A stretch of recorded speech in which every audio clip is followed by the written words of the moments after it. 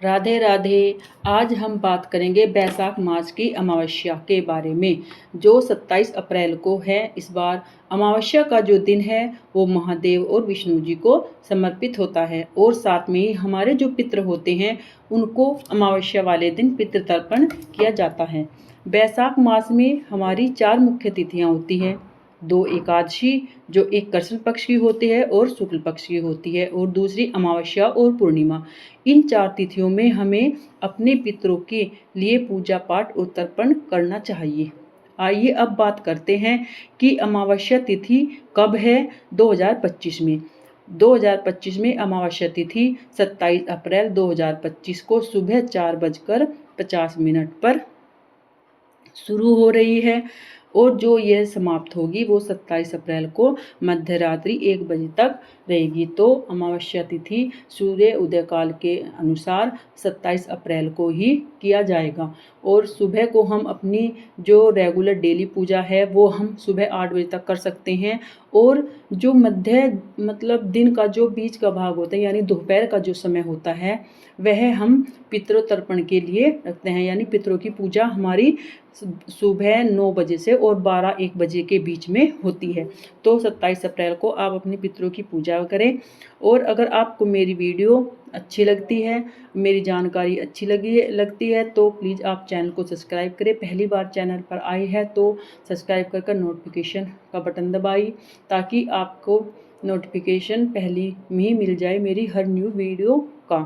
और अब हम बात करते हैं एक ऐसे उपाय की जिससे आपके पितरों को बहुत आसानी से आप उनको खुश कर सकते हैं और उनको आप तर्पण दे सकते हैं। तो उसके लिए आप एक उपाय है कि पितरों को तर्पण आप ऐसे दें। उसके लिए आपको एक तांबे का लोटा लेना है और उसमें जल भरना है, फिर उसमें गंगा जल डालना है, फिर आप उसमें कुसा डालें और फिर उसमें काले तिल डालें और तुलसी डालें। और फिर इस गीता को आप इस लोटे को जो हमने इसमें 5 चीज़ डाली है उसको आप रख लीजिए। फिर आप गीता का जो 7वां अध्याय का पाठ करें।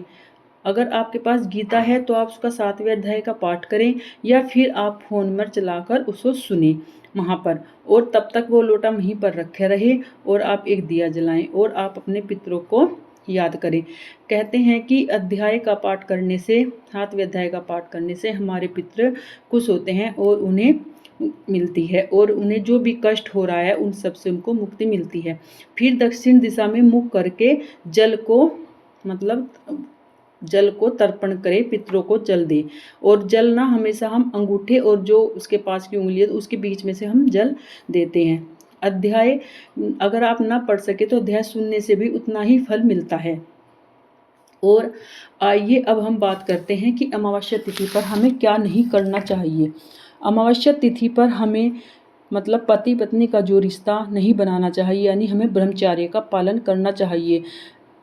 अमावस्या के दिन हमें वो करना से बचना चाहिए। इस दिन हमें ये क्रिया होती है, इससे अगर आप किसी को जो बच्चा होता है वह अपंग या ऐसा कुछ भी होता है, वह बच्चा सही नहीं होता है, इसलिए हमें इस दिन इस क्रिया से बचना चाहिए। यह ब्रह्मचर्य का पालन हमें अवश्य करना चाहिए।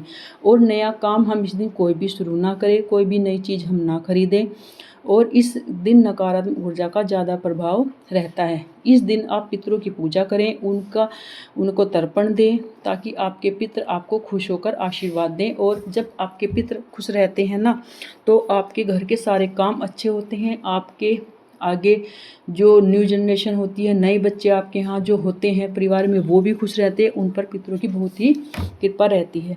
और जब आप दिन में पितरों की पूजा कर लें तो फिर रात को जब हम संध्या काल की पूजा अपने घर में करते हैं तो आप महालक्ष्मी की पूजा अवश्य करें, क्योंकि अमावस्या के दिन महालक्ष्मी की पूजा विशेष रूप से की जाती है। दिवाली के दिन भी जो पूजा होती है वो अमावस्या की रात में ही होती है। और रात में महालक्ष्मी की पूजा अमावस्या की रात में विशेष रूप से की जाती है। आप महालक्ष्मी की पूजा करें, उनके मंत्रों का उच्चारण करें। कमलगट्टे की माला पर आप श्रीम श्रीम श्रीम ओम महालक्ष्मी नमो का जाप करें और कनकधारा स्रोत का पाठ करें। आप श्री सूक्तम का पाठ करें। रात्रि में आप महालक्ष्मी की पूजा करें, दिन में आप पितरों की पूजा करें और सुबह आप भगवान विष्णु की नॉर्मल डेली में जो पूजा करते हैं वो करें।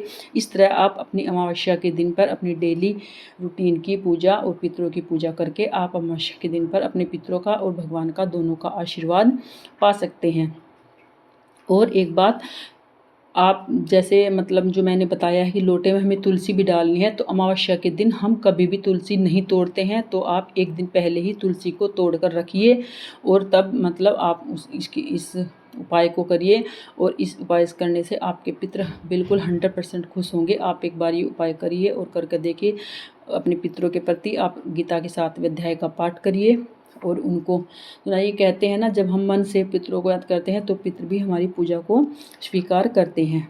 और अंत में मैं आपसे ये बोलूँगी कि आप मेरी वीडियो को शेयर कीजिए, लाइक कीजिए, कमेंट कीजिए और कमेंट में जय माता दी, जय तुलसी माँ का कमेंट में ज़रूर लिखिए। और आप मेरे चैनल पर नए हैं तो प्लीज़ चैनल को सब्सक्राइब कीजिए। और वॉच करने के लिए बहुत बहुत थैंक यू। और अंत में राधे राधे।